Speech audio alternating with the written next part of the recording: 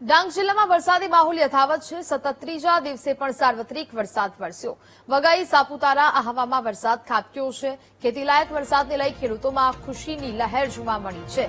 સતત ત્રીજા દિવસે પણ વરસાદી માહોલ જોવા મળી રહ્યો છે। ડાંગ જિલ્લામાં વરસાદી માહોલ જોવા મળી રહ્યો છે। દક્ષિણ ગુજરાતના અનેક જિલ્લાઓમાં ધોધમાર વરસાદ વરસી રહ્યો છે અને હવે ડાંગમાં પણ વરસાદી માહોલ જામ્યો છે। જિલ્લામાં ખેતીલાયક વરસાદ થતા ખેડૂતોમાં પણ ખુશીની લહેર જોવા મળી રહી છે। તો જે પ્રકારના દ્રશ્યો સામે આવ્યા છે કે જ્યાં વરસાદી વાતાવરણ જોવા મળી રહ્યું છે। સતત ત્રીજા દિવસે પણ વરસાદી માહોલ યથાવત છે। ખેતીલાયક વરસાદ થઈ રહ્યો છે જેને કારણે ખેડૂતો પણ ખુશખુશાલ જોવા મળ્યા છે। સતત ત્રીજા દિવસે વરસાદી વાતાવરણ ડાંગમાં જોવા મળી રહ્યું છે।